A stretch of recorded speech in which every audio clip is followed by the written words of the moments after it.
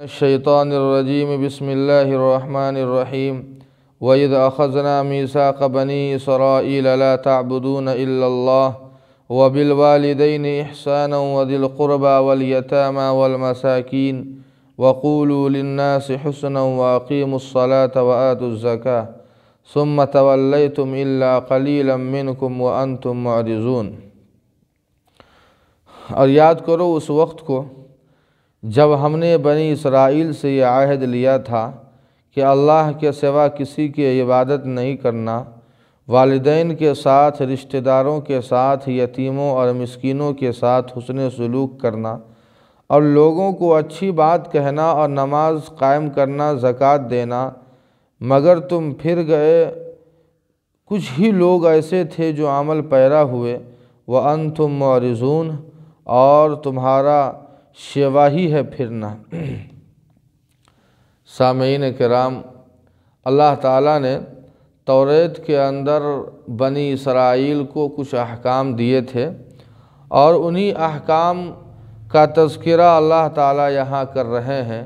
وہ ایسے احکام ہیں کہ جن احکام کی تعلیم اللہ تعالیٰ نے ہمیں قرآن پاک کے اندر بھی اللہ نے ہمیں عطا فرمائی ہے۔ سب سے پہلی تعلیم یہ تھی کہ لا تعبدون الا اللہ، کہ صرف اللہ کی عبادت کرنا، اللہ کے سوا کسی اور کی عبادت نہیں کرنا، جسے ہم اور آپ عقیدہ توحید کے نام سے یاد کرتے ہیں۔ عقیدہ توحید جو شروع انبیاء سے، شروع دنیا سے، اور جب سے یہ دنیا قائم ہے، انبیاء اور رسولوں کا سلسلہ شروع ہے، تب سے یہ توحید کا عقیدہ قائم ہے۔ اللہ تعالیٰ نے ہر قوم کو توحید کی تعلیم دی ہے کہ میرے علاوہ کسی اور کی عبادت نہیں کرنا ہے۔ لیکن ان بنی اسرائیل کا حال یہ تھا کہ جب حضرت موسیٰ علیہ السلام طور پر جاتے ہیں تو انہوں نے گائے کی پرستش اور پوجا شروع کر دی ہے۔ اللہ تعالیٰ نے فرمایا کہ میرے علاوہ کسی اور کی عبادت نہیں کرنا ہے۔ والدین، رشتہ دار اور یتیم اور مساکین کے ساتھ حسن سلوک کرنا ہے۔ والدین کے ساتھ حسن سلوک کا مطلب یہ ہے کہ ان کی اطاعت، ان کی خدمت، ان کی فرما برداری، ان کی کسی بھی بات پر اف نہیں کہنا ہے، جو کہے انہیں ماننا ہے شریعت کی حدود میں رہ کر۔ اسی لیے فقہا نے لکھا ہے کہ اگر ماں باپ یعنی والدین کسی تکلیف میں ہو اور بیٹا اگر نفل نماز میں ہو اور وہ کسی تکلیف کی وجہ سے آواز دے، تو اس بیٹے کے لیے نفل نماز کو توڑنا واجب اور ضروری ہو جاتا ہے۔ اور اسی مسئلے پر ہمارے فقہا نے، ہمارے علماء نے یہ مسئلہ متفرق کیا ہے کہ اگر ماں باپ کا اگر فون آوے تو اس فون کا اٹھانا بھی لازم اور ضروری ہو جاتا ہے۔ وذی القربیٰ، اور رشتہ داروں کے ساتھ بھی حسن سلوک کرنے کا اللہ تعالیٰ حکم دے رہے ہیں۔ اسی لیے ہمارے فقہا نے لکھا ہے کہ زکوٰۃ و صدقات کے زیادہ مستحق وہ غریب ہیں جو ہمارے رشتہ دار غریب ہیں، اس لیے کہ انہیں دینے میں دو فائدے ہیں۔ ایک تو یہ ہے کہ ہمارا فریضہ ادا ہو جاتا ہے، اور دوسرا فائدہ یہ ہے کہ ہم ایک رشتہ داری میں محبت پیدا ہو جاتی ہے، رشتہ داری میں، دونوں رشتہ داری میں الفت اور محبت پیدا ہو جاتی ہے۔ اللہ تعالیٰ رشتہ داروں کے ساتھ بھی حسن سلوک کرنے کا اللہ حکم دے رہے ہیں۔ والیتامى، اور یتیموں کے ساتھ حسن سلوک کرنا ہے۔